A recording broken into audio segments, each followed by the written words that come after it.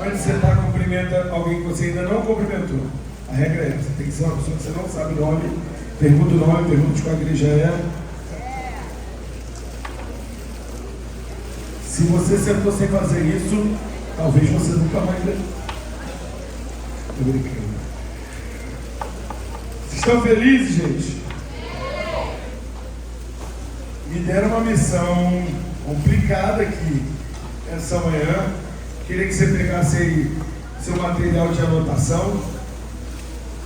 Quem aqui a gente já se conhece? Você já me viu em algum lugar? Ah, que bom, então eu já estou em casa. Quem aqui nunca me viu na vida? Eu vou me apresentar. Você não estava perdendo grande coisa, não. Meu nome é Rafael, eu sou pastor da comunidade evangélica Rema. Eu sou casado com a Bia. Temos 3 filhos, a Aurora, Olivia e Judá. A Aurora de 7 anos, Olivia de 4 aninhos e Judá de 2 anos. A gente pastoreia lá na Rema há 12 anos. Hoje a gente lidera voluntariado e células lá. Eu também sou coordenador do nosso seminário teológico, o qual o pastor Gerson é um dos professores eméritos lá. E hoje eu tenho 2 missões aqui. Me deram 2 matérias para dar. Eu acho que eu vou tentar misturar as 2 para a gente ir de uma vez só. A gente tem juntos até meio-dia, então acho que dá tempo, 1 hora e pouquinho aí de conteúdo. A gente vai começar falando, vamos ver se dá tempo de falar das 2 coisas, né? História dos avivamentos. Eu pensei que alguém ia dar um gritinho. Eu jurava que alguém... Porque falaram assim, pastor Rafael. Aí grande coisa, Rafael, mas quando eu falo história dos avivamentos, era para alguém falar, uau! Tentar de novo. Ai meu Deus, será que estou pagando mico? Será que eu sou velho demais? Não sei. É nosso interesse essa manhã dar uma aula de história dos avivamentos. Última chance. É do nosso interesse e do interesse dos reitores desse curso, nesta manhã, dar a vocês uma aula de história dos avivamentos. Quem é que ama ouvir sobre o que Deus faz, pode fazer e continua fazendo. Amém. Então anota aí o cabeçalho já da sua aula, é a história dos avivamentos. Mas vamos começar por onde a gente tem que começar e vamos fazer a primeira pergunta. Vou usar aqui para honrar o Pablo, porque eu mandei mensagem mesmo assim, tem um quadro aí eu descobri que não tem, a gente manda comprar, a gente dá um jeito, a gente resolve aí arrumar, agora eu vou ter que usar, não tem jeito. A primeira pergunta que eu quero fazer é fácil. Por quê? Por que estudar a história dos avivamentos? Se você está anotando, Abacuque 3, versículo 2, Abacuque diz assim: Senhor, ouvi falar da tua fama, tremo diante dos seus atos, Senhor. Realiza de novo em nossa época as mesmas obras. Repete comigo a oração de Abacuque que fala: Senhor, ouvi falar da tua fama e tremo, tremo diante dos teus atos. Fala comigo: realiza de novo em minha geração as mesmas obras. Repete comigo o final do versículo: vázias, conhecidas em nosso tempo, em tua ira, mas também em tua misericórdia. Quem aqui quer ver Deus fazendo de novo? Então a pergunta, por que eu estudo a história dos avivamentos? É porque eu quero ver Deus fazendo isso de novo. A gente tem histórias, se você tirar, por exemplo, o avivamento da Rua Azusa, tem relatos de 2, 3 quarteirões de distância, as pessoas passando na calçada e caindo, chorando no chão, e sem saber por que estavam chorando. Os camaradas tinham que mandar o obreiro ir lá fora, catar a galera que estava chorando, e a pessoa, você está chorando por quê? Alguém pregou uma mensagem bonita, tinha um fundo musical tocando, e você ficou emocionado, o culto era um culto muito legal. Não, ele nem assistiu o culto, ele está do lado de fora, ninguém falou nada, ele só foi pego de surpresa por uma presença de glória que estava naquele lugar, que envolveu aquele lugar. A gente tem relatos de tantas curas, de milagres, de Eu acho que estudar a história dos avivamentos aumenta a nossa fé de que Deus pode repetir essa história. Eu lembro uma vez, há muito tempo atrás, acho que a Sara vai lembrar, eu pregando lá no nosso culto de jovens. Eu já fui líder de jovens e tempo passa, gente. E aí eu preguei sobre avivamento, e eu lembro que eu fiz uma analogia falando assim: imagina se o avivamento acontecesse em São Gonçalo. Imagina as pessoas pegando um avião de outros países, pousando no Galeão e perguntando para o taxista do Galeão: deixa eu ir em São Gonçalo? Can I go to São Gonçalo? Can you take me to São Gonçalo? E aí os gringos chegando em São Gonçalo só para ver o que Deus está fazendo aqui. Você imagina a cara de William Bonner anunciando: e nessa noite uma série de ações muito esquisitas aconteceram naquela região metropolitana do Rio de Janeiro, a saber, a cidade de São Gonçalo, onde jovens saíram pelas ruas pregando o Evangelho e cadeirantes passaram a andar, e começar a ver os próprios jornalistas entrevistando gente que foi curada do câncer, e gente sendo transformada, as pessoas sendo alcançadas. E não só isso, transformação social também, porque o Espírito Santo é completo. Repete comigo: o Espírito Santo é completo. Repete comigo: o Evangelho completo para o homem completo. Quer dizer que o Evangelho transforma todas as áreas da sua vida. Jesus não apenas toca na sua parte espiritual, mas toca no seu intelecto também. É por isso que a comunidade, a igreja é tão importante. Vou te dar um exemplo. A área onde a minha igreja está plantada, muito provavelmente parecida com o Mutuá também, a minha igreja fica num lugar chamado Vila 3. Vila 3 tem favela, tem tudo, e é uma região, pelo menos para quem mora lá, relativamente pobre. Não é uma região rica, nem nada disso. Então é muito comum que os jovens cheguem na minha igreja sem perspectiva de futuro. É na minha igreja que pela primeira vez eles ouvem falar das possibilidades que eles têm depois do ensino médio, porque na cabeça dele, ele ia acabar o ensino médio, ia arrumar um bico, ia trabalhar com o pai, ia ficar por isso mesmo. Mas quando ele chega lá na nossa igreja, por exemplo, meu pai é pastor e ele é advogado, eu sou advogado, a minha esposa é professora, a minha mãe é DHD. Sabe o que é DHD? Quem que sabe o que é DHD? Levanta a mão. Ninguém? Não vale? Então, você veio lá. É Norma que está ali? Minha professora aqui, ó. My teacher. Quero que vocês deem um aplauso para minha professora de português, a melhor professora que eu tive na vida. Ela chegava lá comigo e gritava assim: que balbúrdia é esta? Olha que engraçado, eu brinquei sobre o lance do DHD. A maioria não levantou a mão, porque não sabe o que é DHD. Olha como é verdade o que eu estou falando. O fato de você estar dentro de uma igreja agora sentado vai te fazer ter uma perspectiva acadêmica que talvez você não tinha. DHD é pós-doutorado, é pós-doutor. O cara faz mestrado, faz doutorado, depois ele faz pós-doutorado. São pouquíssimos pós-doutores, né? É um número pequeno. Minha mãe é pós-doutora, é acima de PhD. PhD é o seu doutorado. DHD é pós-doutora. Então quem sabe Deus quer te colocar nessas áreas acadêmicas onde pouca gente chega.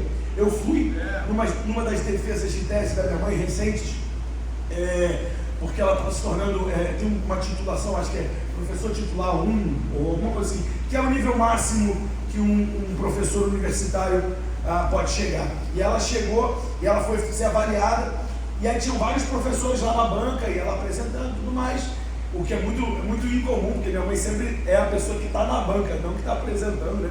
E ela apresentou o material e tudo mais. E aí fizeram um elogio para ela. Estava eu e meu pai, a gente levou um buquê de flores e tal. E aí fizeram, a primeira pessoa que falou da banca disse assim: a coisa que eu mais achei impressionante não foi a sua tese, foi o fato da sua família estar aqui. Aí ela olhou para os outros avaliadores, porque só nós sabemos o preço que pagamos para chegar nesse nível acadêmico, e que a maioria de nós não conseguiu chegar até aqui com a família. Olha a diferença. Minha mãe, vou falar só mais isso aqui antes de a gente voltar para a questão do alfabeto. Minha mãe, ela dá aula na UF, né? É a faculdade, eu acho. Ai meu Deus. Oi gente, tudo bom? Alguém gravando? Tá tudo câmerazinha ali. é a faculdade, pelo menos em humanos, a faculdade mais imoral. Fala de moralidade, fala de sexualidade, é a faculdade mais imoral que a gente tem no estado do Rio. Isso não tem dúvida nenhuma. Minha mãe implementou uma matéria optativa chamada Espiritualidade e Sentido da Vida. Aí o cara vai lá assistir uma aula de espiritualidade e você tá vendo como faz diferença um avivamento de Deus na sua vida, te capacitando para isso. E aí ela vai lá e dá uma aula. Aí algum aluno chega no final, porque na aula ela não pode ser explícita, obviamente, né? Ela não pode botar a mão na cabeça de ninguém e transferência de unção, recebe um dom de línguas agora, não pode. Então ela fala suave. Alguém chegou no final e falou assim: professora, muito poderoso o que você falou, eu queria mais.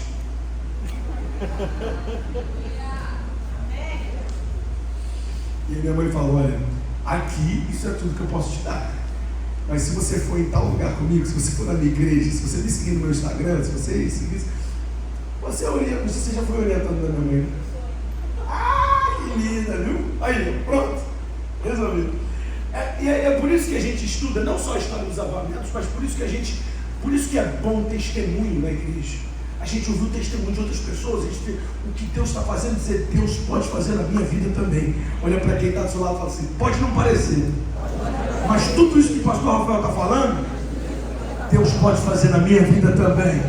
Você crê nisso? Vamos dar um aplauso para Jesus, porque essa aula tem aplauso, hein? Olha lá. Segunda pergunta que a gente vai fazer antes de entrar na história: o que é um avivamento?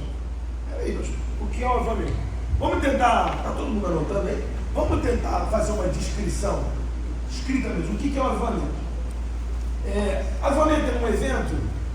Sim ou não, gente? Me ajuda, gente. O avivamento é um evento? Vamos marcar aqui, dia tal vai ser um avivamento, hein? É assim? Não é um evento. O avivamento também é algo contínuo que é o dia a dia. Vamos viver, porque às vezes eu vejo a galera falando: não, vamos ver um estilo de vida de avivamento. Mas olha só, gente, o exemplo bíblico não é bem assim. O povo viveu uma experiência com Deus e por causa dessa experiência começaram a praticar. E a prática diária nem sempre é tão glamurosa quanto o primeiro impacto do avivamento, sim ou não? É normal.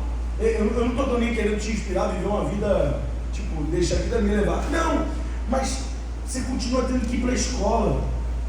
Quem aqui está de férias? Deixa eu ver aqui. E você vai voltar agora às aulas. Depois desse avivamento, vai voltar para a aula.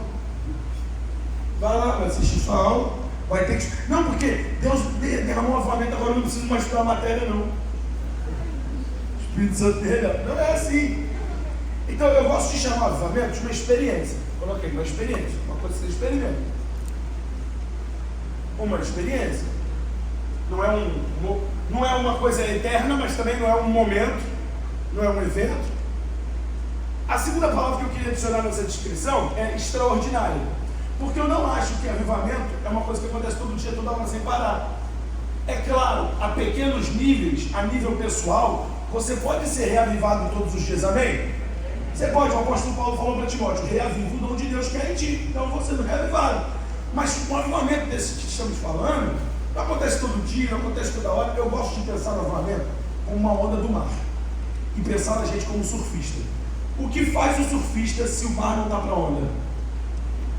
Nada. Literalmente, nada. Você vai ficar lá. E olha que de surf eu entendo. Você está lá. A única coisa que você pode fazer é ansiar. Aleluia. É clamar, é querer, é dizer: Deus, envia uma onda, envia, Senhor, uma graça, envia algo. E aí quando a onda vem, filho, você não tem controle sobre ela. Você só tem duas opções: ou você aproveita ou você fica de fora.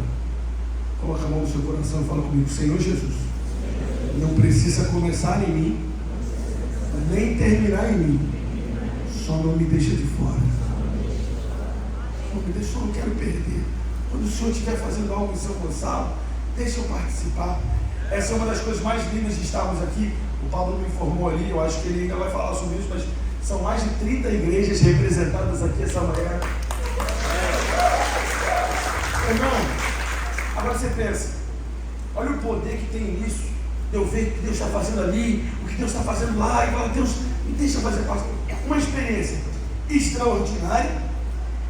E aí, pastor, a experiência extraordinária de quê? 24 horas de louvor e adoração? Não necessariamente.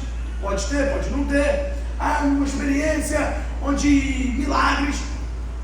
É uma experiência extraordinária. Anota, por favor, de manifestação do Espírito Santo. Por que eu não uso muito a palavra derramar? É derramar? É, não deixa de ser, está certo. Está biblicamente correto você dizer derramar. Não está errado. Só que eu gosto de falar manifestação do Espírito Santo, porque derramar, ele já foi derramado. O Espírito Santo já está em nós, já habita dentro de nós. Eu venho de uma linha pentecostal, né? Meu pai era assembleano, então antigamente a gente tinha uma mania errada de achar que o crente que não era batizado no Espírito Santo não tinha o Espírito Santo. Isso está errado. Todo crente, quando entrega a sua vida a Jesus, recebe o Espírito Santo. Por exemplo, um minutinho só. Em João 20, Jesus sopra sobre os discípulos e diz assim: recebam o Espírito Santo. Só que é estranho, porque em Atos 2, que a gente conhece como derramado do Espírito Santo, entre João 20 e Atos 2, o Espírito Santo estava fazendo nos apóstolos. Ué, me explica, pastor. É simples. O que cremos é que quando alguém recebe a Cristo como seu Salvador, recebe também o Santo Espírito, que passa a operar na sua vida, anote por favor, separado, frutos, o fruto do Espírito. Aí você começa a mudar teu caráter, você começa a mudar teu jeito de agir, seu jeito de falar. Essa é a maior evidência que o Espírito Santo habita em você. Você xingava, não xinga mais. Você fornicava, não fornica mais. Você era alguém mentiroso, não mente mais. Seu caráter foi mudado. Então é isso que o Espírito Santo faz. Até que um dia, a gente chama isso de batismo no Espírito Santo. Você tem uma experiência com o Espírito Santo, na qual ele te capacita, ele te dá ferramentas, o que a gente chama de dons. Hoje fiquei sabendo que vocês vão ter uma aula de dons. Primeiro dom, marchar. Segundo dom, rodar. Terceiro dom, pular. Aleluia. Calma, não é isso não. O Espírito Santo então te capacita de ferramentas. E de acordo com o apóstolo Paulo, essas ferramentas são para a edificação do corpo de Cristo. Vou te dar um exemplo. Discernimento de espíritos é um dom. É discernir se aquilo ali está vindo da parte de Deus ou não. É um dom. Um pastor consegue pastorear bem se não receber de Deus, pelo menos de vez em quando, a graça de operar no dom de discernimento de espírito? Não, cedo ou tarde vai dar um ruim, concorda comigo? Ele pode ser um ótimo administrador eclesiástico, ou seja, administrador de igreja, sabe contratar, sabe demitir, sabe organizar, sabe fazer isso. Só que se ele não tem discernimento, eu lembro de uma vez que eu estava fazendo gabinete, e o cara me contou uma historinha de 1 hora. Não, pastor, porque na minha antiga igreja, o cara muda de igreja e ele conta as histórias, né? Porque lá na minha igreja falaram assim, falaram isso, e é por isso que eu vim para a Rema, porque não sei o que, eu fui injustiçado. Depois de 1 hora de papo, eu olhei para ele e falei: mano, você me perdoa? Fica chateado comigo não? Mas no meu coração não testifica o que você está falando. É mentira o que você está falando. Ele abriu 2 olhos assim e falei: fala a verdade. Aí ele deu mais uma enroladinha de mais uns 15 minutos. Eu falei: mano, não tem tempo. Você vai contar a verdade? Aí ele: tá bom, pastor. O que aconteceu na verdade foi isso. Aconteceu um escândalo lá, eu pequei, todo mundo descobriu. É por isso que eu fugi de lá e estou aqui nessa igreja agora. Tá bom. Então volta, que eu não quero não. Brincadeira. Falei, agora que você confessou, a gente pode tratar, né? Oh meu Deus do céu. Então, é uma experiência extraordinária de manifestação do Espírito Santo, ok? Anota assim: tendo como frutos, e aí eu queria a opinião de vocês. Quais são os frutos de um avivamento? Aconteceu o avivamento, o que acontece? Me ajuda, gente. Supondo que um avivamento caia sobre nós aqui agora, o que vai mudar na minha vida? O que vai mudar na sua? O que vai mudar O culto A, o que vai mudar na igreja GPN, o que vai mudar lá na sua igreja quando você vai voltar. O que muda? Salvação de vidas, ok? Eu acho que não anota ainda não, você já anotou, já é. Salvação, bom item. Aqui a gente vai juntar tudo e fazer uma frasezinha só. Salvação de vidas, que mais? Concorda comigo que avivamento de verdade que não tem salvação é um negócio meio. Cara, não, Deus mudou minha vida, vamos pregar o evangelho? Não, estou bem, estou tranquilo. Que mais? Transformação.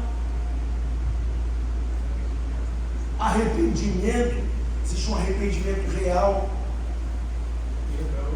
Perdão.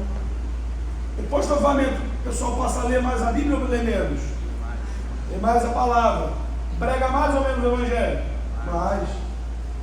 Eu gosto de colocar que eu junto isso numa palavra: despertar espiritual. Duas palavras. Despertar espiritual. É um spiritual rise. Ok? Vamos. Spiritual rise. É um despertar espiritual, em primeiro lugar. E esse despertar inclui quase tudo isso que a gente falou. O arrependimento. É um despertar. Você estava morto e reviveu. Você estava e reviveu. Despertar espiritual. Em segundo lugar, falei para vocês que toda vez que vem um avivamento, um batismo do Espírito Santo, ele capacita a igreja. E aí eu chamo isso de um derramar de dons. Não existe avivamento sem derramar de dons, sem Deus capacitar a sua igreja. Deus vai derramar dons. O avivamento pode ser pessoal, pastor Rafael? Pode ser pessoal. Então ele vai derramar dons sobre a sua vida. Dons, por exemplo, proféticos, de revelação, ok? Seja através de uma visão, de um sonho, de uma palavra de conhecimento. Quantas vezes a gente sente uma dor, sente um incômodo e não sabe por que está sentindo aquilo? Às vezes é Deus falando: olha, estou curando alguém, quero que você fale com alguém, quero que seja assim, você vai procurar alguém, você vai... Tem muita coisa que acontece e a gente literalmente passa desapercebido, como a palavra diz: meu povo perece por falta de conhecimento. Por falta de conhecimento. Então, derramar de dons. E por fim, coloca aí, e a pregação do evangelho. Não existe avivamento que não gere pregação do evangelho. Meu irmão, se você sair daqui pegando fogo e se calar, das duas uma, ou não foi um avivamento, ou você desperdiçou um avivamento, né? A onda veio e você deixou ela passar. Aliás, eu quero te incentivar numa coisa: o que você vai receber aqui nesse dia de hoje, não deixa passar. Não deixa passar. No Antigo Testamento, entre os levitas e sacerdotes que cuidavam do tabernáculo, existia um grupo levítico responsável exclusivamente por manter a chama do candelabro acesa. Qual era a responsabilidade dos caras?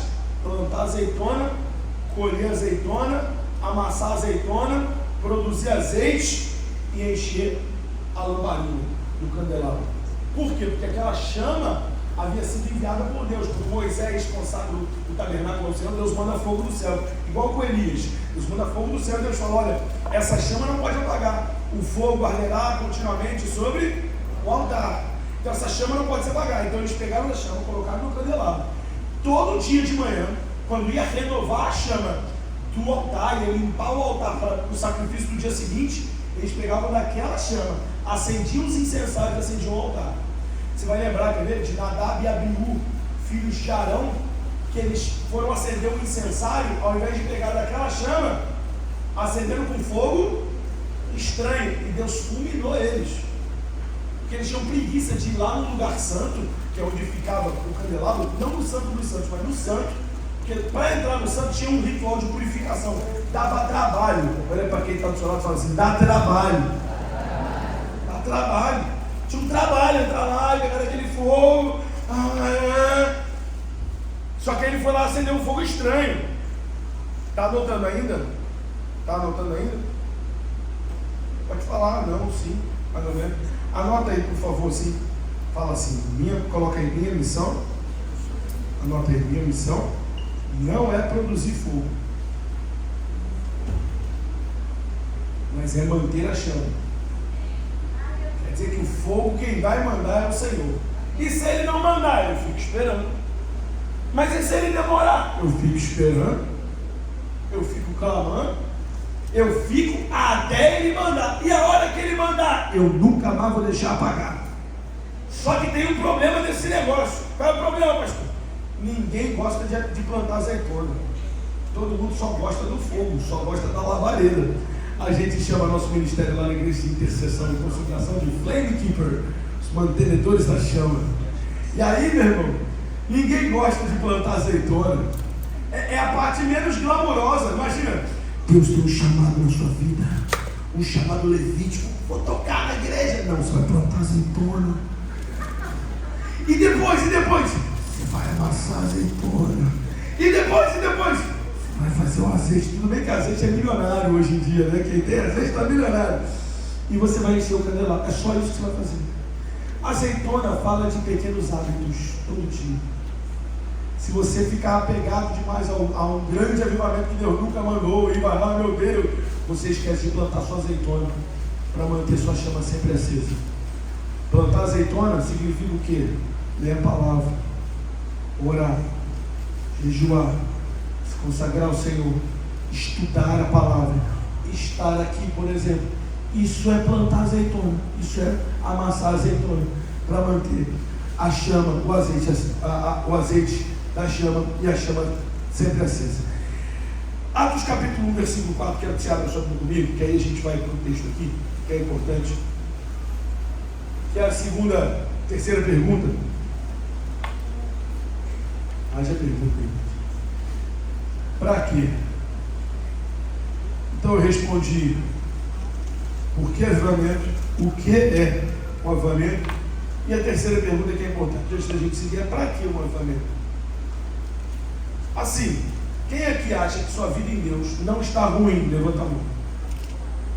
Tá boa, vai, levanta a mão aí. Ih, gente, quem está ruim? Deixa eu ver aqui, peraí. Tem tanta gente que não levantou a mão. O outro está tão ruim que nem levantar a mão consegue, pastor. Nem levantar a mão está dando, não. Então, minha vida com Deus não está ruim, não, pastor. Está legal. Para que eu vou, né? Poxa, eu vou me matar. Ah, Deus, manda um avivamento. Para quê? Né? Para quê? Certa ocasião, enquanto comia com eles, essa aqui é Jesus, depois de ressuscitar, conversando com os discípulos antes de subir aos céus, durante aqueles 40 dias que ele ficou aqui na terra depois de ressurreto. Deu-lhes essa ordem: não saiam de Jerusalém, mas esperem a promessa do Pai. Está vendo? É o que eu digo. Isso aqui é perfeito. É o que eu digo. É uma onda. Se ela não vem, você não tem o que fazer. Jesus falou: vocês têm que ficar esperando. É engraçado que, imagine que você é Jesus e você está indo embora. Qual seria a sua última ordem? Eu teria colocado a grande comissão para ser minha última ordem. Eu estou subindo e dizendo: ide por todo mundo, pregar o evangelho, tchau. Mas não, a última ordem, você vai ver que logo depois desse versículo Jesus sobe. A última ordem dele é: espera. Como quem diz: não faça nada sem o Espírito Santo. Não é à toa que não existe um milagre de Jesus na Bíblia antes daquela pomba descer sobre ele no dia do batismo dele. Espera, não faça nada sem o Espírito Santo. Eu ouvi uma vez uma história, é uma alegoria, é óbvio que essa história não é real, mas disse que Deus chegou para Jesus no céu e falou assim: a gente está precisando de alguém lá embaixo, a gente precisa de alguém que vá lá e resolva. E Jesus olha e fala assim: eu vou, com uma condição: o Espírito vai comigo, eu não vou sem ele. E aí o Pai envia o Espírito Santo, e aí a partir do batismo de Cristo ele passa a fazer. Então agora Jesus fala a mesma coisa para os discípulos: vocês esperem em Jerusalém até descer. Se não vier, então não faz também nada não, mano. Não tenta fazer também não. Vamos criar não cria fogo não, você não precisa criar fogo não. Versículo 6. O finalzinho, né, do versículo 5 ainda, mas esperem a promessa. 5. Pois João batizou com água, mas dentro de poucos dias vocês serão batizados com o Espírito Santo. Então os que estavam reunidos perguntaram: Senhor, é nesse tempo que restaurará o reino de Israel? Não compete a vocês saber os tempos e datas. 8. Mas receberão poder quando o Espírito Santo descer sobre vocês, e serão minhas testemunhas em Jerusalém, Judéia, Samaria e até os confins da terra. Para quê? Um avivamento? Para que o Espírito Santo? para eu ser uma testemunha. Pode anotar. Para testemunhar, a gente tem que ter vivido. E talvez esse é o grande problema da nossa pregação. É porque a gente prega de coisas que a gente não vive, ou de coisas que a gente não viveu. E aí, quando você vai pregar para o não crente, a transformação que você quer que aconteça na vida dele, parece que não tem caldo, ok? Caldo. Parece que não tem verdade no que você está falando. Pensa na mulher samaritana. Ela encontra Jesus num poço. Jesus começa a conversar com ela. E Jesus fala para ela: chama seu marido. Ela fala: não tenho marido.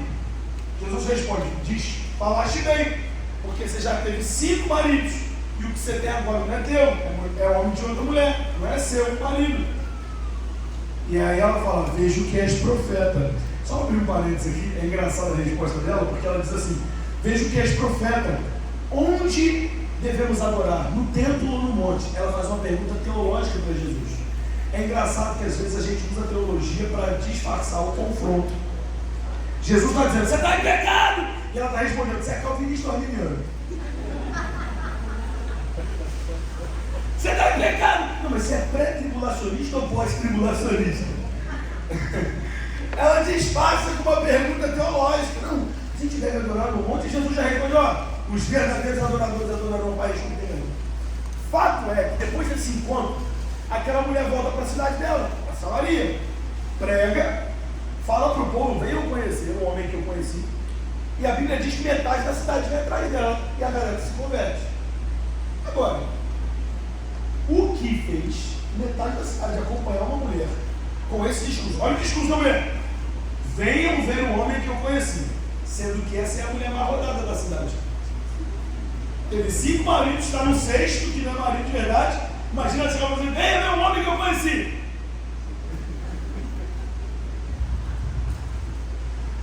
O 7º fulano, você não iria atrás dela, a não ser que aquela pregação dela tivesse caldo,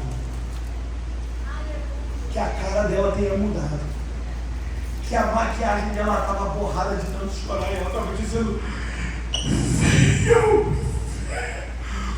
o homem que eu conheci.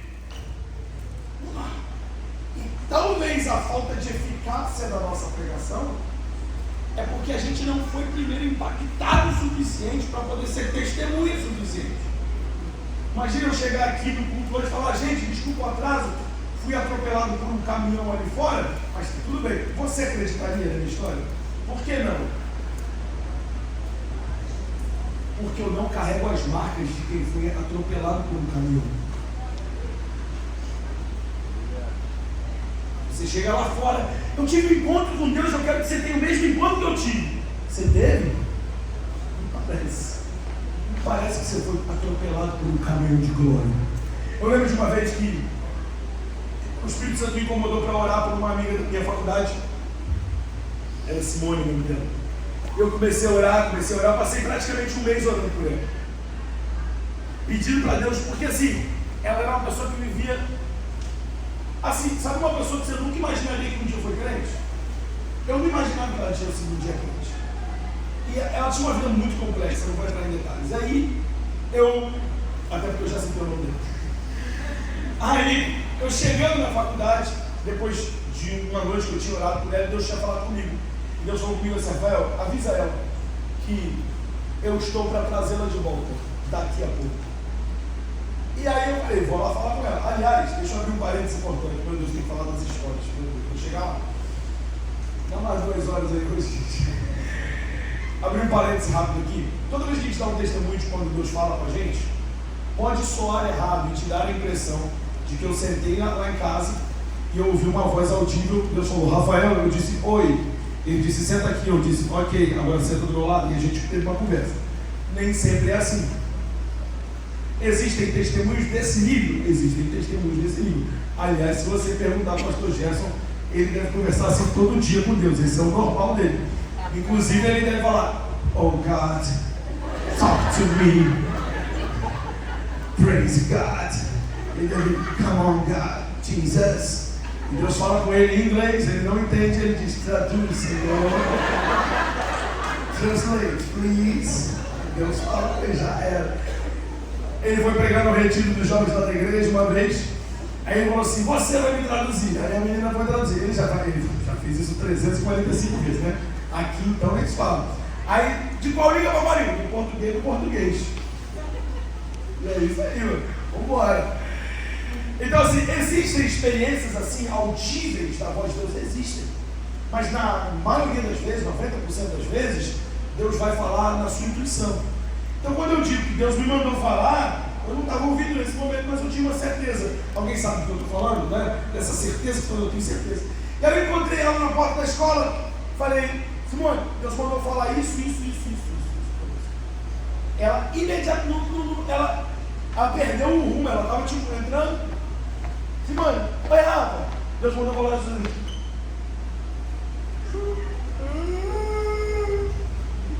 Eu fiquei com medo, eu falei, meu Deus. Por que você está chorando? Ela começou a me contar a história dela. Ela estava sendo enviada pela igreja dela como missionária. Já tinha feito um curso da Jocum e tal, ela falou para mim um país para o qual ela ia. E no ano do envio dela, ela caiu em pecado com o namorado dela. E aquilo foi um escândalo na igreja, e a igreja, obviamente, resolveu não enviá-la naquele momento, mas aí ela saiu da igreja e chutou o balde. Eu nunca ia imaginar que aquela menina sabia o que era missões. Nem sabia disso. Por que 1 minuto de conversa minha naquele dia foi mais eficaz do que uma pregação que eu pregasse para ela? Por causa do Espírito. É isso que o Espírito Santo faz com a pregação do Evangelho. Traz a ela eficácia. Ok? Traz a ela. Jesus deixou 2 coisas para a igreja: a palavra e o Espírito. A gente só tem isso, filho. A gente só tem isso. Todo o resto que temos são estruturas humanas. Mas o que realmente temos é palavra e Espírito. É palavra e Espírito. E é o Espírito Santo que vivifica essa palavra. Quando eu prego, eu posso pregar aquele mesmo esboço maravilhoso que tem uma raiva, eu posso pregar ele 10 vezes. Mas se o Espírito Santo não ungir aquilo ali com óleo, não adianta de nada. Não adianta de nada, de nada. Então, para que serve? Para vocês serem minhas testemunhas. Aliás, vocês devem saber disso. Mas nesse texto de Atos 1:8 que a gente acabou de ler, a palavra testemunhas ali, no grego, está escrito martos. Martos é a palavra que se traduz como mártires. O que Jesus está dizendo é, quando o Espírito Santo vier sobre vocês, ele vai capacitar vocês para serem mártires. O que é um mártir, gente? Um mártir. Ó, vou pegar vocês, hein? Vou pegar o telefone do pastor de todo mundo aqui. Um mártir é alguém que morre pelo Evangelho, ok? Ok, gente? Então, pastor, quer dizer que todo mundo que tem o Espírito Santo vai morrer pelo Evangelho? Vai! Fisicamente, talvez não. É uma morte, não deixa de ser. Você abre mão das coisas, você abre mão do conforto, você abre mão do seu dia, você abre mão. Engraçado, ontem, 4 horas da manhã, eu estava em casa. Eu fui pregar ontem em Rio das Ostras com minha esposa. E aí voltei. E aí, 4 horas da manhã, a gente estava indo deitar. E aí, minha esposa falou assim: e nossos filhos, a gente conseguiu alguém para ficar com eles. Ou seja, agora, meus filhos estão com vovó. E minha esposa falou assim ontem para mim, 4 horas da manhã, ela: poxa, amor, ainda que tem essa agenda amanhã de manhã, hein? Amanhã as crianças estão com vovó, a gente podia ir na praia. Grande coisa, eu sei, não é grande coisa. Tipo, nossa, o pastor abriu mão de uma praia. Mas é disso que eu estou falando. Você vai abrir mão de pequenas coisas, às vezes de grandes coisas. De um relacionamento, de um sonho, de um negócio. Para cada um é um negócio diferente. Né? Para alguns aqui, Deus está mandando abrir mão da faculdade para ir como missionário. Para o outro, Deus está falando, faz logo essa faculdade que você está enrolando, porque é através da faculdade que eu vou te usar. Para o outro, Deus está falando, larga logo esse negócio e vem para o tempo integral na obra. Para o outro, Deus está falando, não te chamei para o tempo integral, te chamei para ser empresário. Para alguém, Deus está falando, arrebenta com esse relacionamento, porque ele vai te levar para o inferno. Para outro, Deus está falando, pede logo essa menina e namora. Aleluia. avivamento está acontecendo aqui, sabe? O que Jesus estava falando para os discípulos é: eu vou dar poder para vocês terem coragem de morrer. E eu vou dizer uma coisa para vocês antes da gente, meu Deus, tomar aqui. Eu vou dizer uma coisa para vocês. A maior prova, a maior de todas, a maior prova histórica de que o que está nos evangelhos é verídico e de que Jesus realmente morreu e ressuscitou e de que ele realmente foi visto por mais de 500 pessoas depois de ressurreto, conforme o relato de Lucas nos fala em Atos. A maior prova de que essa história é verdade é porque grande parte da igreja primitiva foi assassinada dizendo: eu acredito nessa verdade. Por uma mentira ninguém morre. Então os mártires, o porquê dos mártires? Não só para pregar o evangelho, mas para que eles fossem a maior prova de que o que carregamos hoje é verdade. Porque ninguém morreria. Se fosse vamos fingir, vamos roubar o corpo de Jesus e a gente vai fingir que ele ressuscitou, ninguém vai ficar sabendo. Vamos, isso aí. Tem até uma sátira dessa na internet, um meme, que como os ateus imaginam que o evangelho foi produzido, né? Vamos roubar o corpo de Jesus, ninguém vai ficar sabendo. E depois, o que vai acontecer? A gente vai ser morto. Porque eles foram mortos. Você acha que com a faca no pescoço, fala a verdade, Jesus ressuscitou? Eu vou falar a verdade, foi tudo mentira. Pedro que convenceu a gente a arrumar o corpo dele, a gente escondeu o corpo dele na praia do São Zé. Eles morreram dizendo: eu vi ele morrendo e eu vi ele ressuscitando. Vou dar coragem. Fala para quem está do seu lado: Deus está te dando coragem. Vou passar pelo martírio. Posso falar uma coisa aqui? Meu Deus. Eu não sei dar aula, eu só sei pregar. Mas uma pergunta no final. Olha. Vou falar uma coisa para vocês. Teu time não é o time de Neymar, nem é o time de Elon Musk, nem é o time, falar um outro empresário rico aí, é Steve Jobs, já faleceu. Seu time não é o time. Fala um cara rico. Hã? Empresário. Jeff Bezos, Jorge Paulo Lema, que é o dono de metade de tudo que existe na Americana. Teu time não é esse time. É legal a história dos caras? É. Eu assisto às vezes aquele podcast do Primo Rico, entrevistando os caras ricão, falando: pô, maneiro, cara, maneiro. Mas meu time não é esse. Qual é meu time? É o time de Estevão, é o time de Paulo, é o time de Mateus, é o time de Filipe. No meu time só tem decapitado, meu irmão. Meus heróis morreram decapitados. Só tem nego transpassado por lança. Quando você chega no estádio, tem aquele hall da fama, com as imagens lá dos jogadores. O hall da fama da Bíblia é Hebreus 11. É a galeria dos heróis da terra. Só tem nego morto. Só tem nego que foi arrebentado. Só tem nego que foi escorraçado. Pega os apóstolos, os 12 apóstolos, estou incluindo aqui Matias, ok? Os 12 apóstolos, 11 morreram assassinados, um morreu de morte morrida, mas foi uma morte morrida doída, filho. A Bíblia diz que João foi jogado num tacho. A história conta que João foi jogado num tacho de óleo fervente, depois foi exilado em Patmos. Olha que doideira. É disso que a gente está falando.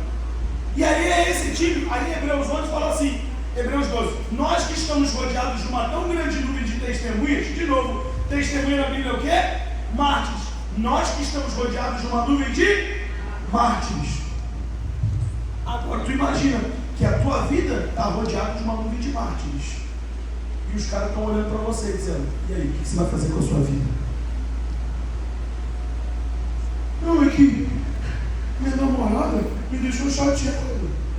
Tá Paulo com a cabeça na mão dizendo: é isso que vai te atrapalhar? Tá Estevão segurando a pedra assim na cabeça, dizendo: É isso que vai te atrapalhar, meu irmão.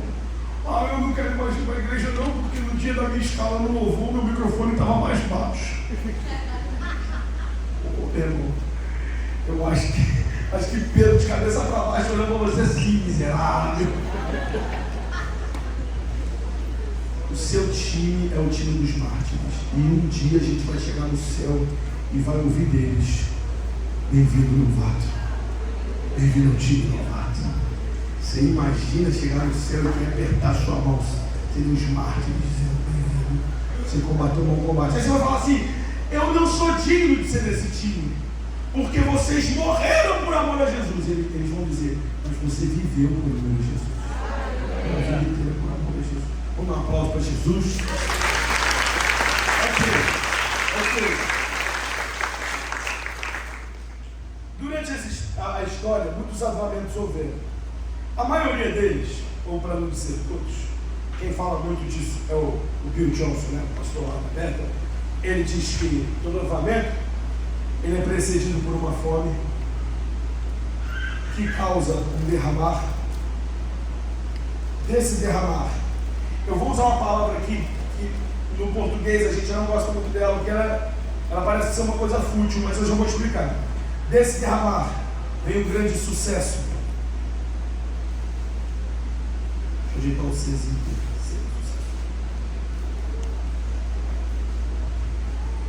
E esse sucesso cria necessidade de uma estrutura.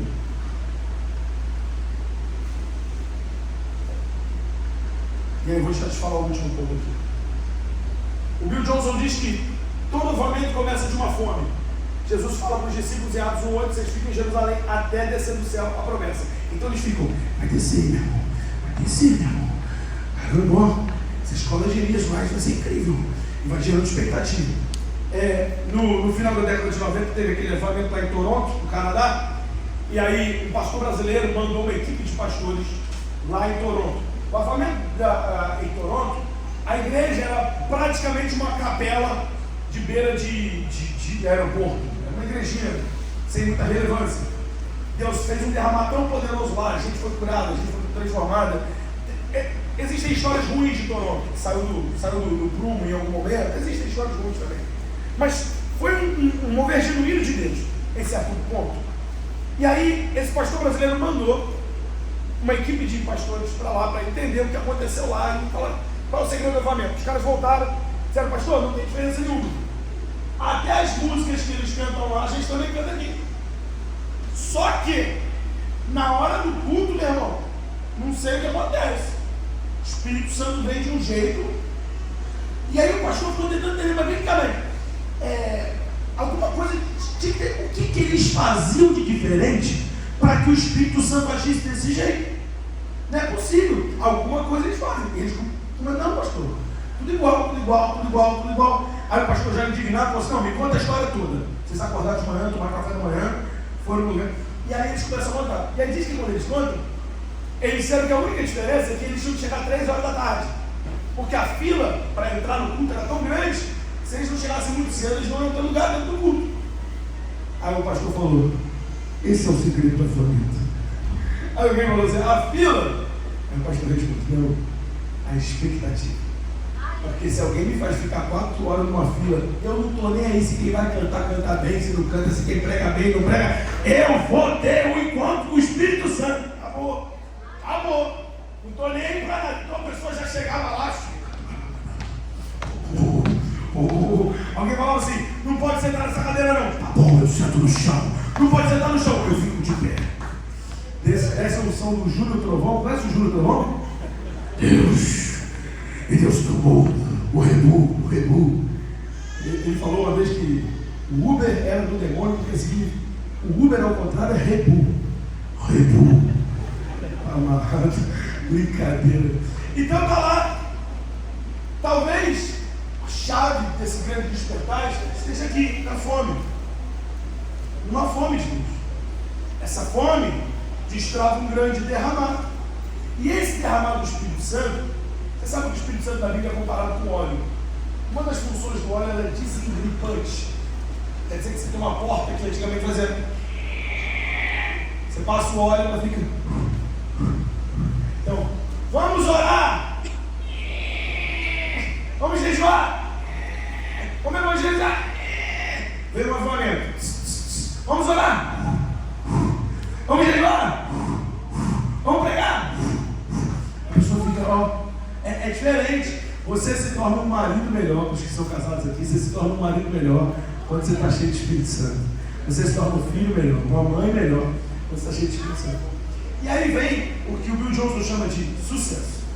Sucesso aqui não é dinheiro, não é fama, não é nada disso. É que a obra do Evangelho é eficaz e bem sucedida. Você já... Meu Deus.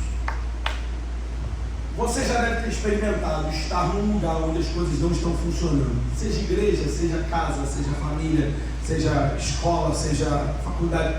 As coisas não estão funcionando, nada funciona.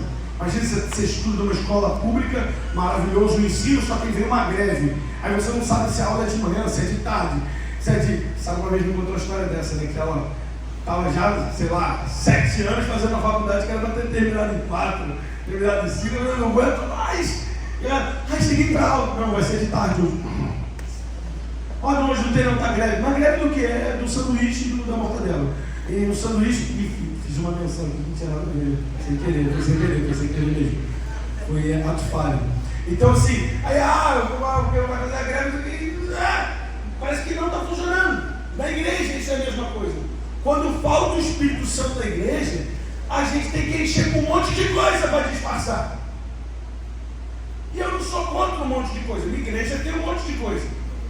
Tem coisa todo dia, tem coisa toda hora, toda hora. Mas não adianta ter um monte de coisa se não tem o Espírito Santo. E se tem o Espírito Santo, o pouco que tem é bem sucedido. É bem feito, está todo mundo em comunhão, está todo mundo fazendo junto, todo mundo entende seu lugar. E aí desse sucesso, e aí eu te dou um exemplo, em Atos 2, o Espírito Santo desce. Pedro já tinha pregado na vida? Já. 3.000 pessoas já tinham se convertido? Nunca. É o que eu estou falando. Pedro já tinha pregado? Já tinha curado gente? Já tinha orado? Já. Gente já tinha se convertido através de Pedro? Já. Mas ali, meu irmão, Pedro cheio do Espírito Santo de Deus, ele prega, 3.000 pessoas se convertem. Aí o texto diz que as 3.000 foram batizadas. Como é que você acaba de batizar 3.000 pessoas? Você cria uma estrutura. E aí você fala assim, fulano, você vai batizar 10, ciclano vai batizar 15, e vamos lá, vamos resolver. Isso também é mostrado na palavra, por exemplo, quando as viúvas gregas vêm reclamar com os apóstolos, dizendo, nós não estamos sendo alimentadas. E os apóstolos falaram assim, vamos instituir então, estabelecer os diáconos, eles que vão cuidar da administração dessas coisas, para que nós, os apóstolos, possamos nos dedicar ao ensino e à palavra, à oração.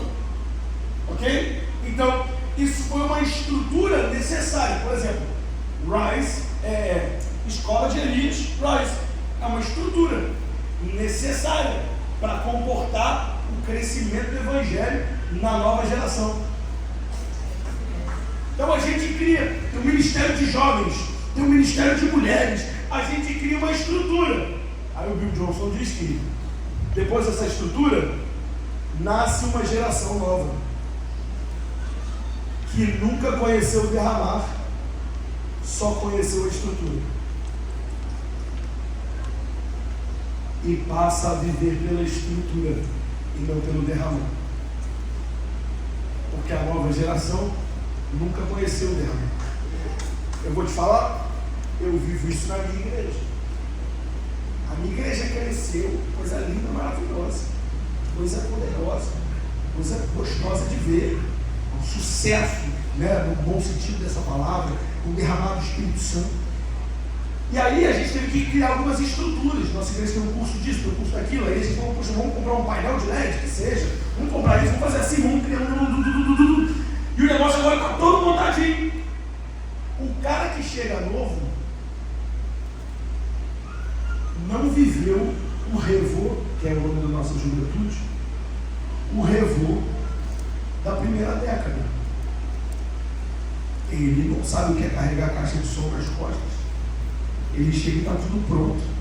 Ele não sabe como era quando eu chegava com o Ministério de Louvor dos Jovens e falava assim, pessoal, apesar da gente ter passado a tarde inteira ensaiando, Hoje não vai ter banda não, porque se ficar com banda não tem ninguém na igreja. Então a banda dessa vai ser só meu noivo antes. Eles não conheceram a paixão pela presença de Deus que tínhamos de passar a noite inteira noivo. E sem ter marcado, sem ser 12 horas de adoração, porque a gente só tinha uma sede, uma fome. Numa época que tudo que tínhamos era fome. A gente não tinha mais nada. A gente não tinha mais nada. A gente só tinha fome. Hoje a gente tem estrutura. Não pode perder a fome. O problema não é a estrutura. O problema é que a gente idolatra a estrutura. Vou te dar um exemplo. A igreja brasileira cresceu. Muitos novos convertidos não sabiam cantar os cânticos que deveriam se cantar.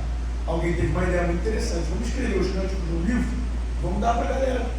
Aí uma igreja chamou de canto cristão, outra chamou de hinário, outra chamou de harpa cristã. Que coisa linda! A ideia é genial, não é, gente? É maravilhosa. Essa é uma estrutura para poder suportar um crescimento, um sucesso. Glória a Deus. Passa uma geração, o pessoal começa a dizer: ah, esse hino aí é um hino avulso, não é porque ele é da harpa, não. Porque hino da harpa que é adoração de verdade. A gente se acostuma com a estrutura e passa a idolatrar a estrutura. Foi o que aconteceu com o worship, que virou um estilo musical. A gente entendeu o que era o soaking, o que era mergulhar na presença, que ele pede. Eu tenho até hoje um CD que os filhos do Dan gravaram, All the Bright Lights. Era um CD todo instrumental, só para acompanhar você na sua adoração, no seu tempo devocional.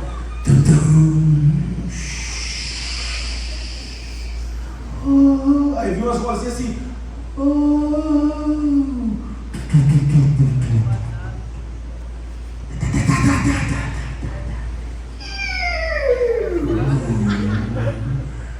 Passava a baleia. Irmão, era uma vibe que parada louca, mano. Eu ouço essas músicas, só imagino Gerson assim. Eu lá, que maravilha. Aí vinha um irmão e falava: vamos cantar uma música de celebração aqui. Não, isso aí é infantil. Aí a igreja esqueceu do que é alegria. Aí você chegava, teve uma época, lembro, que você chegava no culto de domingo, vamos lá no culto de domingo. Vamos começar o culto, apagava todas as luzes.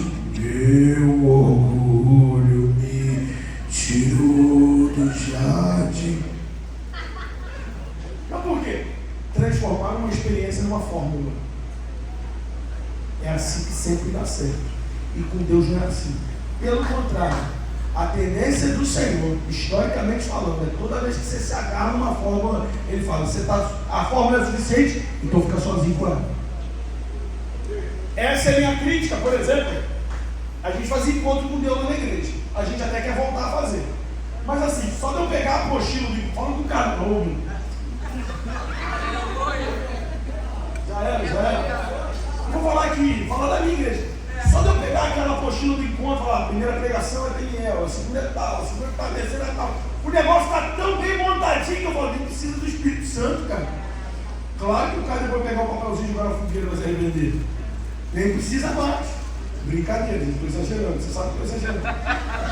O Espírito Santo age através dessas estruturas. Mas o problema é que às vezes a gente se agarra tanto, aí o Espírito Santo está querendo que, em vez da aula de história dos avivamentos, você traga uma mensagem de avivamento. E você está resistindo, porque você está segurando na estrutura, filho.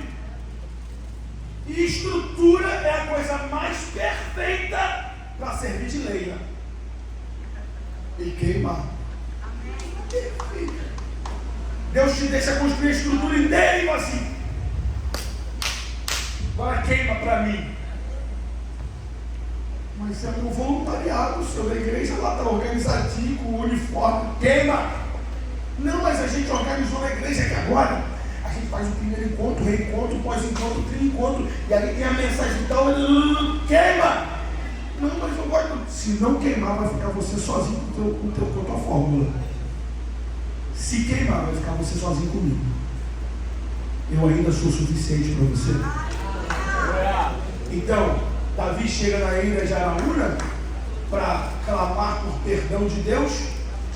Araúna tinha um boi e uma carroça. E aí Araúna falou: perfeito, o boi serve de sacrifício e a carroça serve de lenha. Quer dizer, você é o sacrifício e sua estrutura é a lenha. Acabou. Quando Jesus vai libertar o gadareno, Jesus pega a estrutura daquela cidade. Qual era a estrutura da cidade? Os porcos. Era o comércio de porcos. Ele vai lá, mata. São 3.000? Alguém lembra? Não tem? São 3.000 porcos? Ou 2? 3.000, são? 3.000? 2? Estou acreditando mais nele. A cara dele ali inspirou mais de certeza. Acho que são 2.000, né? 2.000 porcos morreram. Bonito. 3.000 é convertido do Pedro, deve ser isso. 2.000 matou os porcos. O que o povo da cidade fez? Ai, Jesus, obrigado, você libertou aquele garoto endemoniado. Foi isso? Não. Quem é você para tocar na nossa estrutura? Não estou nem aí para o garoto que foi liberto. Minha preocupação é que o horário do culto não foi respeitado. É que o cronograma que eu estabeleci para o meu ministério não foi respeitado. O calendário, Jesus, você não pode mexer no nosso calendário. Jesus, você não pode mexer. Não, o jeito que a gente faz o culto aqui, pastor Jesus, é assim, assim, assim. Se tu quiser participar, o teu horário é desse. Se você quiser participar, se não quiser também, a gente está bem. A gente está bem sem você. Eu lembro que uma vez a Cristi Cristão, que é líder existe uma escola chamada Escola Adorando. Eu servi lá durante alguns anos e tal. E aí ela contava sempre um sonho profético que ela teve, que ela viu, no sonho ela chegava no hospital e tinha um corpo vivo, mas sem cabeça. Mas ele estava com auxílio de aparelho, sabe? Os aparelhos faziam respirar, então o corpo estava todo funcionando, mas estava sem cabeça. E aí Deus falou com ela: assim está a minha igreja, desconectada do cabeça, mas funcionando por causa dos eventos e sistemas que construíram. Faz acontecer. E meu irmão, eu vou falar um negócio. A gente é profissional nisso. Sério. Eu tenho os macetinhos certinho. Quando eu vejo que Deus não veio, eu já... A gente sabe. A gente não deve fazer, mas a gente sabe. Agora! Deus vai agir agora! Eu lembro uma vez eu preguei no acampamento, o fogo de Deus desceu de um jeito que raras vezes na minha vida eu vi acontecer. Foi um negócio assim, todo mundo está no chão chorando no final. E aí no ano seguinte eles me convidaram de novo para esse mesmo acampamento e Deus falou comigo: dessa vez não vai ser assim. Dessa vez eu quero que você pregue essa palavra, vai ser só essa palavra, vai ser só seu esboço. Eu falei: amém, Senhor. E eu cheguei lá e eu senti que Deus estava querendo que eu queimasse aquela reputação. Porque quando eu cheguei lá, galera, uau, chegou o profeta do fogo, agora tudo vai acontecer, tudo que não aconteceu todos os dias. E Deus falou comigo: não vai acontecer. E eu falei, eu peguei o microfone: gente, eu só queria avisar vocês que Deus me disse que hoje não é um dia igual aquele outro, que a gente vai acabar no chão. E a pergunta que Deus quer fazer para vocês nessa manhã é, né? Eu falei para eles, né? Não é para vocês, eu falei para eles. A pergunta que Deus quer fazer para vocês essa manhã é: a Bíblia é suficiente para vocês? A palavra é suficiente? Eu preguei, foi uma mensagem bem plana, assim, ponto 1, ponto 2, ponto 3, ponto 4. E aí entreguei a palavra, foi uma boa mensagem, o pessoal gostou, foi densa e tal, saí. Quando eu saí, o líder Jorge pegou o microfone e falou: vamos fazer um túnel de fogo aqui agora. Eu juro pra você. Juro pra você. Juntou, pediu pra tirar as cadeiras, ele juntou a parede. E aí, meu irmão, teve um momento que eu falei assim: tem alguma coisa errada. Ele virou pra mim, ele deu uma gargalhada esquisita. Não que era demônio, não, mas tipo assim, ali era humano puro. Ou não tão puro. Ele virou pra mim e falou assim: aí, pastor, quem disse que não ia ter avivamento hoje? E a galera, e eu senti tão forte no meu espírito, Deus falando: eu não estou aqui. Isso aí não sou eu. Não sou eu. E aí eu lembro que nessa corrida toda, o pessoal empilhando cadeira, Deus me deu uma palavra de conhecimento. Palavra de conhecimento é quando Deus te dá uma palavra na tangente, quer dizer, Ele não te dá direto, Ele te dá através de algo, através de um sinal, de alguma coisa, pela tangente, sabe? Como é que foi essa palavra de conhecimento? A minha Bíblia tinha ficado em cima de uma cadeira e alguém foi jogar uma cadeira em cima. E um garoto gritou assim: Em vez de ele falar, pega a Bíblia do pastor, ele falou assim: tira a palavra! Tira a palavra! Tira a palavra! O Espírito Santo falou: é isso que eles estão fazendo. Tira a palavra. A gente não foi chamado para viver uma vida só no Espírito, mas também não só na palavra. A gente foi chamado para viver uma vida equilibrada. Palavra e Espírito. Palavra e Espírito. Para a gente nunca ser a geração que idolatra a estrutura. Pastor, o que acontece aqui? Aqui é idolatria. A gente passa a idolatrar a estrutura. E aí ele diz assim: o que a gente faz para isso não acontecer? É ensinar a geração que já nasceu na estrutura, vocês. É ensinar a geração que já nasceu na estrutura a voltar a ter fome. Eu dou glória a Deus pela escola de Elias Reis, porque é isso que vocês estão fazendo no dia de hoje aqui. É ensinar a geração que já nasceu na estrutura, já está tudo acontecendo, já foi tudo edificado. E aí, pastor? E aí agora, não, porque lá na igreja a gente tem um ministério assim. E aí fica aquela guerrinha de mídia, para ver qual igreja tem a melhor mídia e tal, e não sei o que, para ver quem tem o melhor carrossel. Eu tenho um grupo lá no Instagram que é Inspiração Mídia. Ok, cadê Mariana?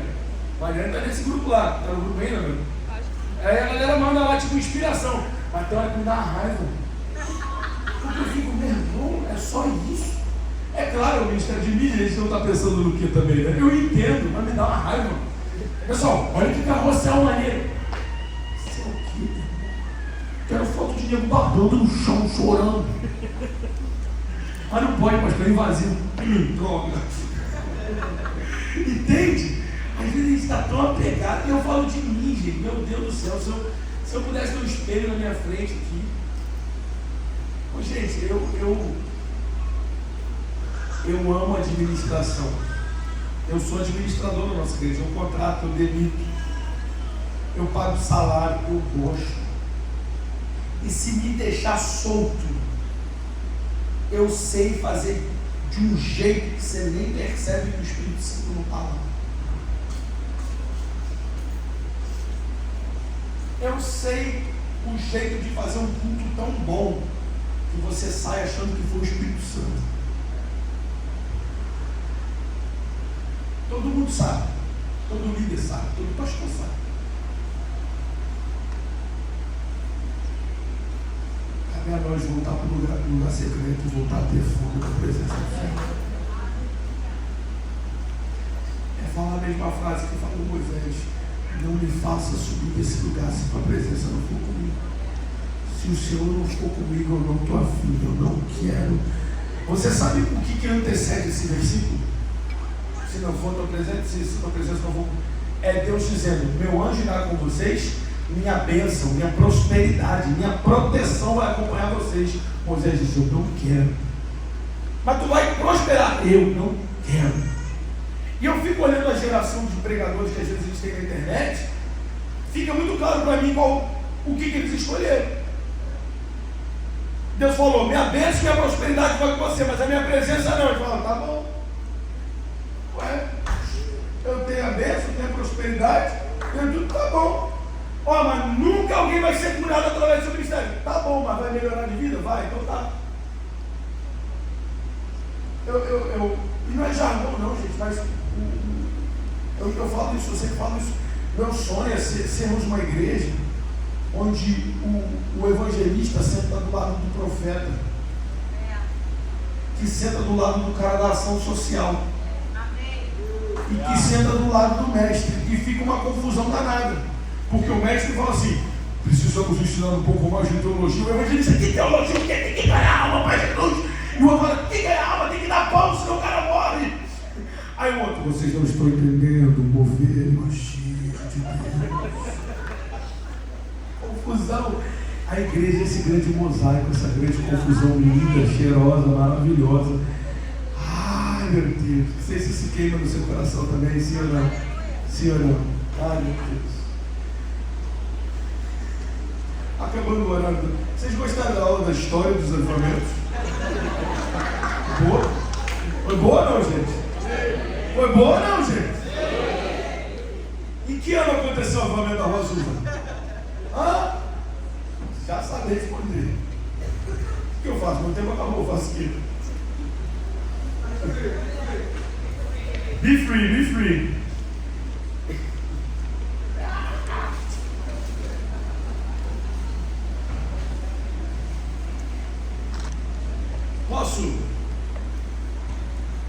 Posso dar como lição de casa para vocês? Porque assim, é sério, se você botar no chat GPT, aliás, seu menino, preciso contar essa história. O garoto chamou a menina para morar lá na igreja. Porque você fala, ora comigo, para a gente saber se a gente tem que namorar ou não, para Deus falar e tal. O pessoal bem profético, assim, Deus vai me falar, se eu beijar a boca, eu vou. E aí foram orar os dois, falaram assim, não, vamos fazer um devocional todo dia. Eu vou ler aquele texto da Bíblia, eu vou te mandar o que Deus falou comigo, você me manda o que Deus falou com você.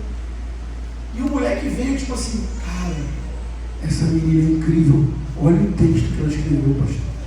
Olha isso aqui, pastor, só profundidade, pastor, só coisa profunda. Aí beleza. Aí eu conheço o pai dela, né? Falei, pô, mano, o moleque falou, assim, o moleque falou que é isso, sua filha aí, meu irmão, repita na Bíblia, né, pô? Estou fazendo um devocional. Aí ele, pô, pastor, eu te falo, tô chateado. Por quê? Semana eu cheguei na sala da minha filha lá no computador,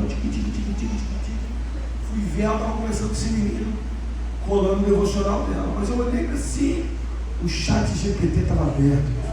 Falei, como assim? Aí o chat GPT era, chat, estou fazendo um devocional com o meu futuro namorado. Nosso devocional é no texto tal, tal, tal. O que eu posso dizer para ele perceber que eu sou uma mulher de Deus?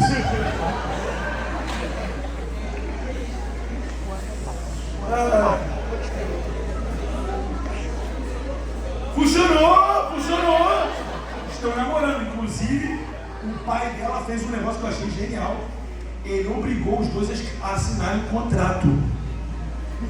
Aí o contrato tem as cláusulas, lavar louça, estudar. E aí tem tipo assim, cláusulas que se romperem, o namoro terá que ser terminado.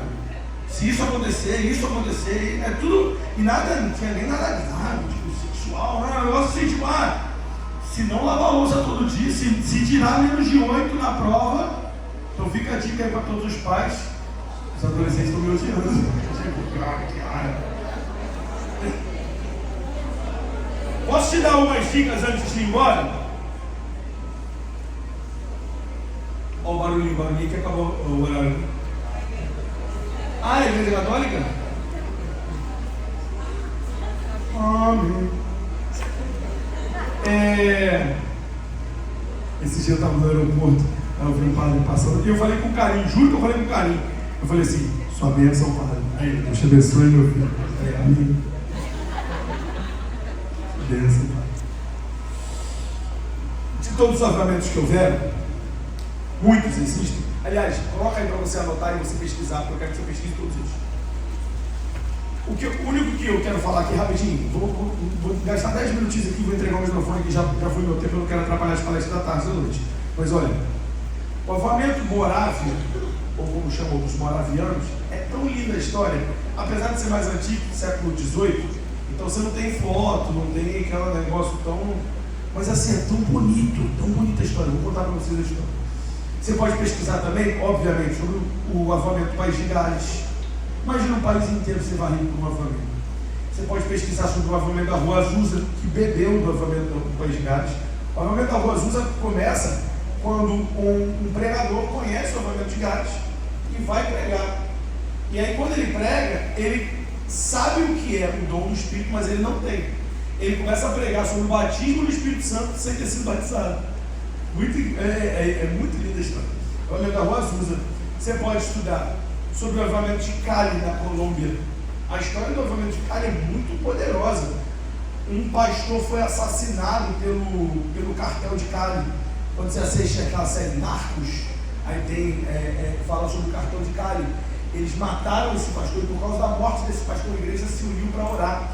Eles tiveram que alugar um estádio naquela época para orar e jejuar. A criminalidade caiu e em uma semana praticamente todos os chefões da droga foram presos em Cali. A história é poderosa. As Ilhas Fiji tiveram um avamento assim poderosíssimo também. Isso é agora, década de 90, década de 2000. um avivamento poderoso. O presidente de Fiji foi em rede nacional, o primeiro-ministro, né, dizer: Fiji pertence ao Senhor Jesus. Imagina a potência que não tem isso. Isso aí foi um baita avivamento. Avivamento de Toronto é um avivamento lindo, lindo, lindo. Assim, de todos esses é o mais controverso, porque tem histórias muito esdrúxulas. Se você pesquisar o avivamento de Toronto, eu acho que você vai achar mais crítica do que história de verdade. Mas a história do avivamento de Toronto é muito bonita. Só que como tudo que tem seres humanos envolvidos, você não está desandado, tem um problema aqui, um problema ali, tem erros, tem coisa que acontece. O avivamento que inspirou o avivamento de Toronto foi um avivamento conhecido como o avivamento de Pensacola, que foi em Brownsville. Brownsville, eu acho que é Flórida, eu acho que é. Em Brownsville, na Flórida, o avivamento de Pensacola era um culto de Dia dos Pais. Os caras começaram o culto de Dia dos Pais, de repente estava todo mundo no chão chorando, ninguém sabia o que fazer, e eles começaram a fazer cultos ininterruptos, todo dia, todo dia, todo dia. O legal do avivamento de Brownsville é que tem vídeos. Esse avivamento de Pensacola tem vídeo, porque é coisa de década de 90 agora, então tem os vídeos. Você tá ligado naquela música? I need you more than yesterday. I need you more than words can say. I need you more than ever before. Desculpa aí. Essa canção foi composta durante o avivamento de Brownsville. Tem um vídeo da menina cantando essa música. Tem uma outra música chamada O Trono de Misericórdia, acho que é Mercy Seat. A galera correndo pro altar chorando. É um vídeo assim, se você botar Mercy Seat, Pensacola Revival no YouTube, você vai ver esse vídeo. O cara chama a menina para cantar, um apelo, e ele fala: vem alta. A galera vai, tipo, numa época que a galera tudo de terno e gravado, né? A galera de terno e gravado, se jogando, caindo no altar, assim, chorando, em arrependimento, em contrição, em conversão. Conta-se que mais de 2 milhões de pessoas foram aos cultos da Assembleia de Deus de Brownsville, lá em Pensacola, na Flórida. Então, assim, é um avivamento lindo também. Agora, em 2023, a gente teve um avivamento que aconteceu lá em Kentucky, né? Lá na faculdade de Asbury. Foi um negócio incrível. Os caras estavam numa capela da faculdade adorando, e não parou. Daqui a pouco chegou mais gente. O negócio durou por vários dias ininterruptos. A própria faculdade pediu para encerrar em dado momento. Assim, agora a gente vai encerrar.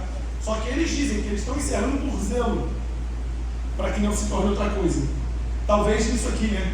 Para que a gente não passe a idolatrar a estrutura e agora em Asbury, agora lá é a Meca, né? Para que não acontecesse isso. Eles resolveram em dado momento encerrar. Aliás, tem uma história muito interessante sobre como o avivamento da Rua Azusa encerrou. Deixa eu contar isso aqui, porque talvez isso aqui seja interessante para a gente.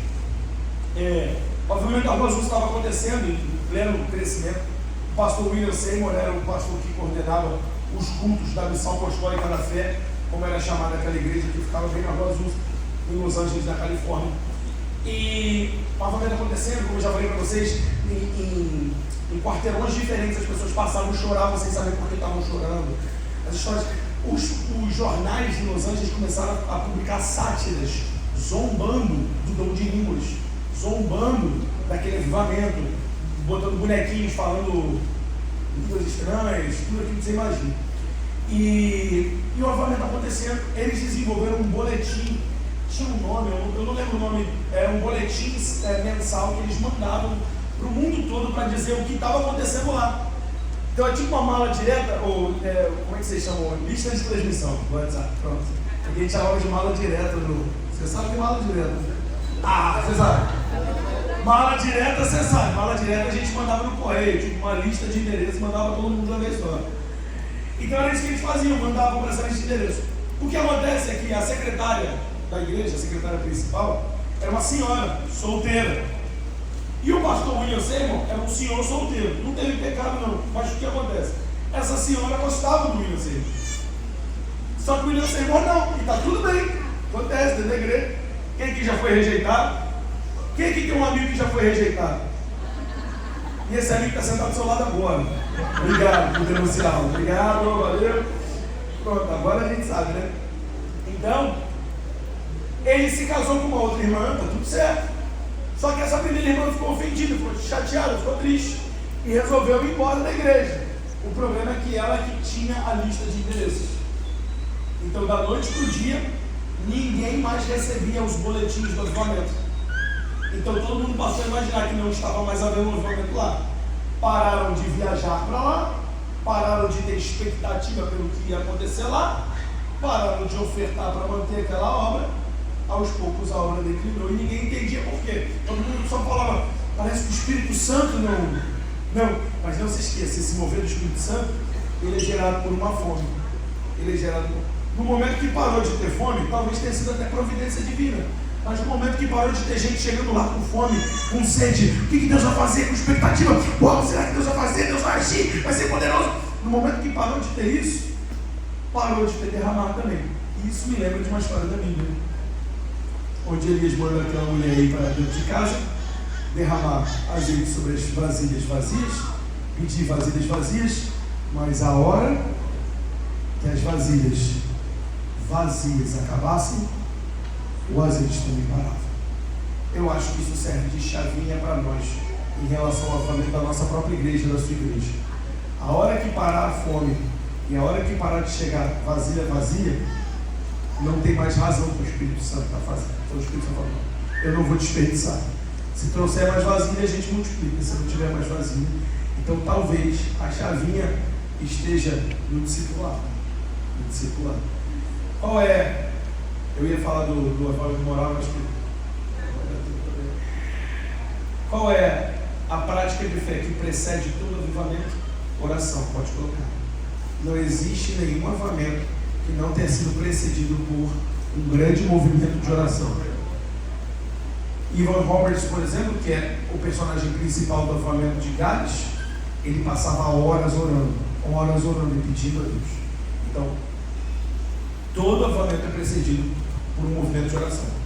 E todo avivamento é procedido, depois do avivamento, sempre acontece um envio missionário e a pregação do Evangelho.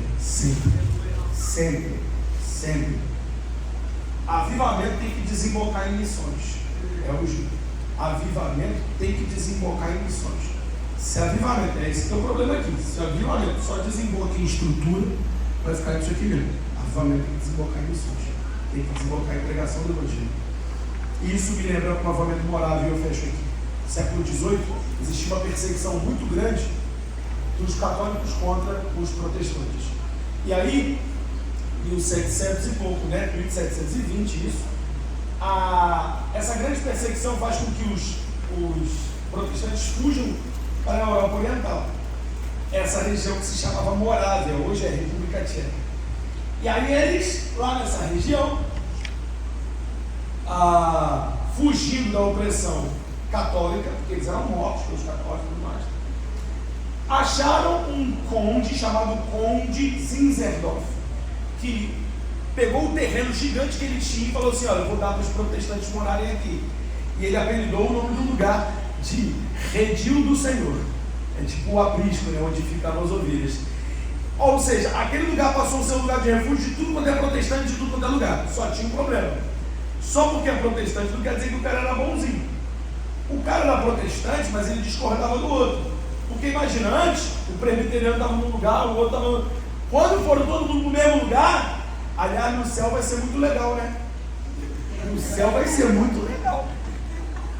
Que os caras que tiravam sarro com o pentecostal vai estar morando do meu lado. Os caras que tiravam sarro com o presbiteriano, falavam que ele era gelado, vai estar do lado do presbiteriano. Acho que Deus vai botar as moradas certinho. Só os inimigos, um do lado do outro, para aprender a morar do teu lado.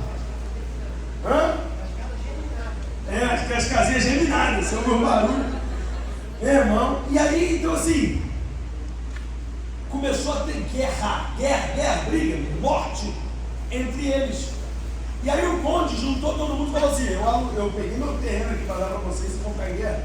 E eles fizeram um culto de unidade.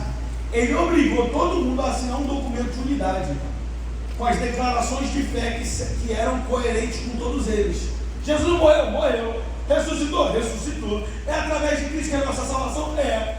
Então eles escreveram um documento como se fosse uma confissão de fé que todo mundo assinou e concordou. A gente não vai mais brigar pelo que é fútil, a gente vai se manter em unidade. Fizeram uma santa ceia nesse dia.